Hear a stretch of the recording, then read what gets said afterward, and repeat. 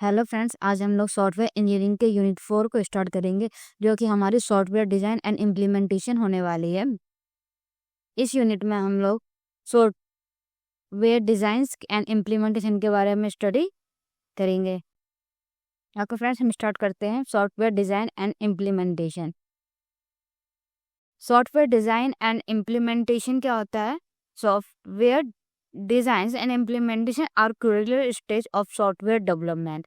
ये एक हमारा एक बहुत ही डिफिकल्ट स्टेज होता है हमारे सॉफ्टवेयर साइकिल का, जिसमें हम जब सॉफ्टवेयर डेवलप करते हैं, जो सॉफ्टवेयर का डिज़ाइन और उसका इम्प्लीमेंटेशन है, ठीक है। तो डिज़ाइन क्या होता है? Focus on how the system will work internally. Design क्या होता है कि हम उसको फोकस करते हैं कि जो हमारा सिस्टम है वो कैसे वर्क करेगा इंटरनली। इम्प्लीमेंटेशन का मतलब होता है it is the process of writing code and converting design into a working program. Implementation मतलब कोई भी प्रोसेस, जैसे कोड का लिखना, राइटिंग अ कोड, एंड जो डिज़ाइन इसको कन्वर्ट करने वर्किंग प्रोग्राम में हम उसको कन्वर्ट कर दें। इम्प्लीमेंटेशन का मतलब है किसी भी चीज़ को बनाना और उसको वर्किंग प्रोग्राम में चेंज कर देना, इम्प्लीमेंटेशन कहलाता है। नेक्स्ट है fundamental design concept. Fundamental design concept Fundamental design concept are the basic idea used to create a good software design। मतलब एक सिंपल बेसिक आइडिया होता है कि हम अपने सॉफ्टवेयर को कैसे डिजाइन कर सकते हैं। This help in developing reliable, maintainable and efficient system. ये हेल्प करता है हमारे एक रिलायबल सिस्टम को डेवलप करने के लिए, मेंटेनेबल और एंड एफिशिएंट सिस्टम को डेवलप करने के लिए। मेन कॉन्सेप्ट कौन से होते हैं? Abstraction, showing only essential features and hiding unnecessary detail। Abstraction का मतलब होता है कि सिर्फ एसेंशियल फीचर ही हमें शो हो, जो कि इंटरनली वर्किंग प्रोग्राम्स होते हैं वो हमको शो ना हो। मेडोलॉजी का मतलब है dividing the system into smaller independent part and modules. हम क्या कर सकते हैं कि जो हमारे सॉफ्टवेयर में इसको बना रहे हैं, हम उसको छोटे छोटे पार्टों में डिवाइड कर देंगे, जिससे क्या होगा कि हमें वर्क को करना और उसको डेवलपमेंट करना, इम्प्लीमेंट करना काफ़ी इजी हो जाएगा। उसको हम मॉड्यूल्स कहते हैं। Information hiding, keeping internal details of modules private. जो हमारे मॉड्यूल्स के इंटरनल डिटेल्स होती है सॉफ्टवेयर की, वो हमें हाइड करके रखनी चाहिए, ठीक है। वो हमारे सिर्फ जो यूज मतलब जो भी टीम वर्क उसमें वर्क कर रहे हैं, सिर्फ ये चीज़ उनके पास है, नहीं जो क्लाइंट होता है उसको इस चीज़ के बारे में पता नहीं होना चाहिए। जो भी हमारी इंफॉर्मेशन होती है सॉफ्टवेयर की, वो हमारी प्राइवेट होनी चाहिए। Refinement, step by step detailing from abstract idea to concrete design से। इसमें क्या होता है कि स्टेप बाय स्टेप डिटेल बताया जाता है कि जो हमारे एब्स्ट्रैक्शन आइडियाज होते हैं डिजाइन के, वो कैसे होने चाहिए। Coupling, the level of dependency between modules, low coupling equal to better design. इसका जो कपलिंग वाला था ग्रुप, ठीक है। तो इसमें क्या होता है कि जो मॉड्यूल्स होते हैं वो उसमें कितना ज्यादा कपलिंग, ग्रुप्स में मॉड्यूल्स एक साथ वर्क कर रहे हैं, लो कपलिंग जब होता है तो उससे क्या होगा, हमारा जो डिजाइन है वो हमारा काफी बेटर होता है। Cohesion, how closely related the function within a modules are high cohesion equal to good design. इसमें क्या होता है कि जो हमारे फंक्शंस होते हैं वो एक दूसरे से रिलेट करते हैं, जिससे क्या होगा कि जो हमारे मॉड्यूल्स, अगर हमें कोई अच्छा गुड डिजाइन बनाना है तो हमारा हाई कोहेजन होना चाहिए। नेक्स्ट है कंसेप्चुअल डिजाइन। कंसेप्चुअल डिजाइन क्या होता है? Conceptual design define the overall structure and main component of the software. ये डिफाइन करता है सॉफ्टवेयर के ओवरऑल स्ट्रक्चर को एंड उसके कंपोनेंट के जो हमारे सॉफ्टवेयर में यूज होने वाले हैं। It focus on what the system will do rather than how it will do it. मतलब वो कैसे वर्क करेगा, ना कि वो किस तरह से वर्क कर रहा है। It help in planning data flow. हम इसमें प्लानिंग, ये हेल्प करता है हमारी प्लानिंग करने में डेटा फ्लो को, process interaction and system behaviour before actual coding start. जब हम किसी भी प्रोग्राम कोड्स को स्टार्ट करते हैं इस पर वर्क करना, तो उससे पहले हम लोग system behaviour, process interactions and data flow को चेक कर लेते हैं। उसके बाद हम अपने कोडिंग प्रोसेस को स्टार्ट करते हैं। इंक्लूड्स इनपुट आउटपुट डिजाइन होगा, data flow diagram DFD, entity relationship diagram ERD, system architecture overview. ये सारे इसके अंदर क्या होते हैं, कंसेप्चुअल डिजाइन से हेल्प करते हैं हमें, ठीक है, एक सॉफ्टवेयर को डेवलप करने के लिए। डिजाइन नोटेशन क्या होता है? Design notation are the symbols and diagram use to represent software design in a visual or written form. Design notation क्या करता है, are the symbol and diagram. अभी सिंबल्स एंड डायग्राम के थ्रू हम software design को visually क्या कर सकते हैं, रिप्रेजेंट कर सकते हैं। They make design easy to understand and communicate among the team member. हम इसकी हेल्प से अपने जो टीम मेंबर्स उनको बता सकते हैं कि हम क्या बनाना चाहते हैं और इसको हम किस तरह से डिजाइन करेंगे। जैसे हमारी जो टीम मेंबर होंगे वो इसको इजिली क्या होंगे, समझ सकते हैं कि ये मतलब हम किस तरह से इसको वर्क करेंगे। ठीक। टाइप्स ऑफ नोटेशन, ये कुछ टाइप्स और नोटेशंस के। Flow chart notation, flow chart represent logical flow of control. Flow chart क्या होता है, जिसमें हम लोग लॉजिकल फ्लो ऑफ कंट्रोल्स को रिप्रेजेंट करते हैं। DFD data flow diagram so how data moves through the system.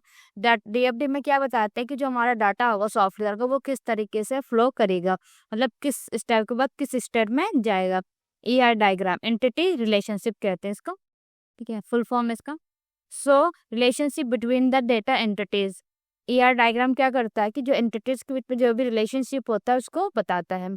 Structure chart, structure chart represent modules, hierarchy and relationship के बारे में बताता है। UML unified modelling language, modern notation for object oriented design, ये उस concept के बारे में बताता है।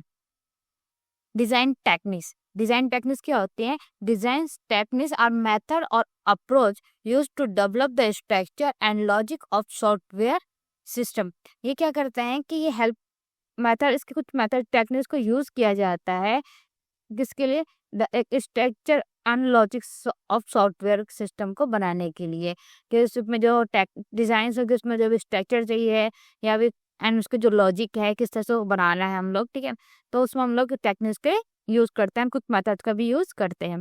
This techniques help create systematic and maintainable design.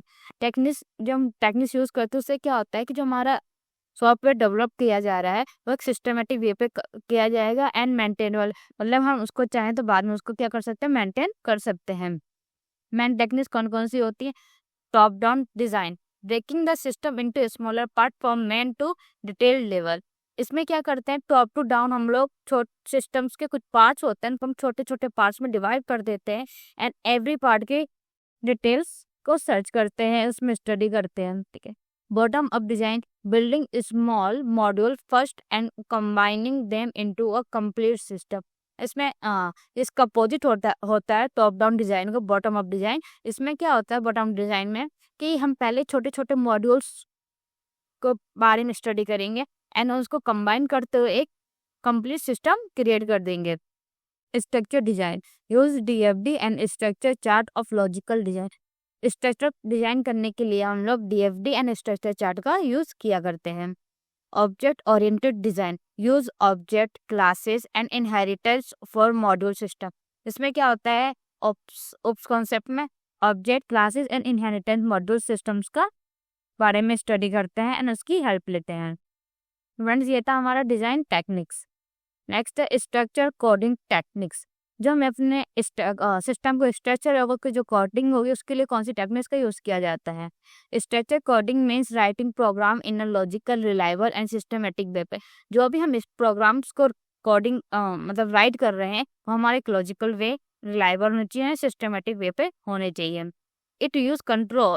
It uses controls structure like sequence selection if else and it is looped instead of go to statements।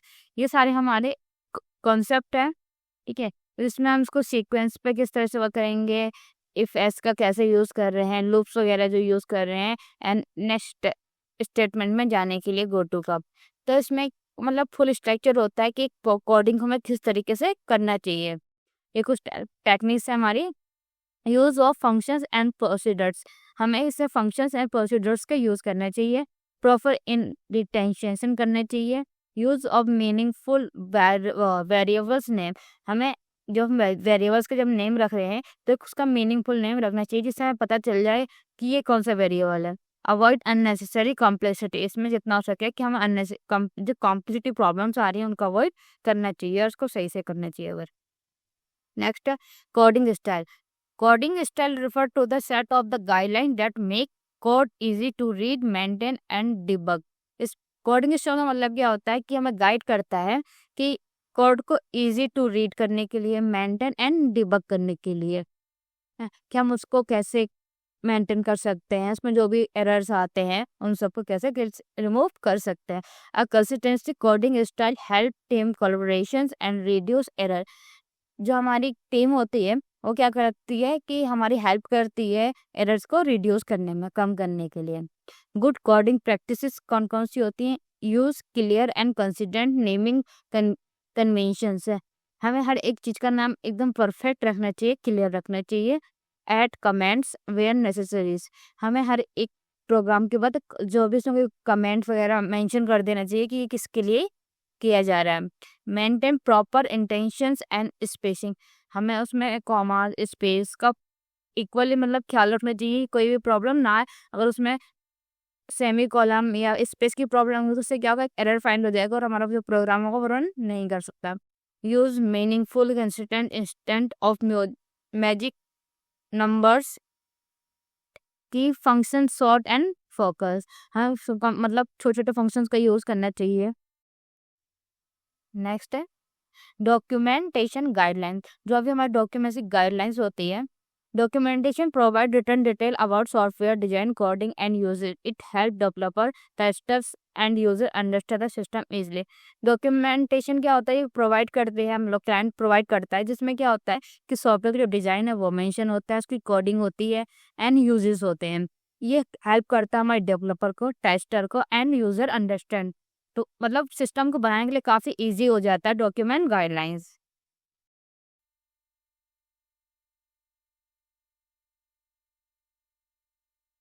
Documentation provides return detail about software. Next है documentation guidelines. Documentation provide return detail about software design, coding and use it. It help developer, testers and user understand the system easily. इससे क्या ये हम जो documentation guidelines होती है वो help करती है हमारी सॉफ्टवेयर को डिजाइन करने में, उसकी कोडिंग करने में एंड किसको, डेवलपर के लिए। जब कोई डेवलपर उसको प्रोग्रामिंग कर रहा है तो उसको काफी इजी होगा, डॉक्यूमेंट को देखकर वो उसको इजीली कर सकता है। जो उसको टेस्टर होगा and understand to easy system easily, हम सिस्टम को काफी इजीली समझ सकते हैं। टाइप्स ऑफ डॉक्यूमेंटेशन, ये टाइप्स हमारे डॉक्यूमेंटेशन के 4 टाइप्स ऑफ डॉक्यूमेंटेशन होते हैं। User documentation for end user to operate the system. ये हम जब यूजर को एंड में, एंड यूजर होता है हमारा, उसको हम जब देते हैं तो हमारे उसके लिए होता है।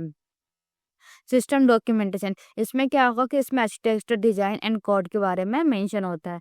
टेक्निकल डॉक्यूमेंटेशन, इसमें जो भी टेक्निकल डेवलपर होता है एंड मेंटेनेंस टीम होती है उसकी डिटेल्स को मेंशन किया जाता है। Code documentation, inline comments and description in source of code के बारे में लिखा होता है। ठीक है। गाइडलाइंस क्या है, use clear and simple language. हमें जो भी चीज राइट करनी चाहिए डॉक्यूमेंट में वो हमारी क्लियर हो और काफी सिंपल लैंग्वेज में राइट हो। Keep it up to date, इसमें हम लोग को डेट भी मेंशन कर देनी चाहिए। इंक्लूड डायग्राम वेयर हेल्प, इसमें हम लोग को डायग्राम भी मेंशन करने चाहिए जिससे हेल्प हो जाती है हम लोगों को सॉफ्टवेयर को अंडरस्टैंड एंड डेवलप करने के लिए। मतलब स्टैंडर्ड फॉर्मेट, एक हमें स्टैंडर्ड फॉर्मेट में सबको मतलब डॉक्यूमेंट फाइल रेडी करनी चाहिए। ये नहीं कि हम कहीं पर भी कोई भी चीज़ डाल दे रहे हैं। स्टेप बाय स्टेप हम एक फॉर्मेट लेके चलेंगे जिसमें हम लोग डॉक्यूमेंट्स की गाइडलाइंस को राइट करते हैं।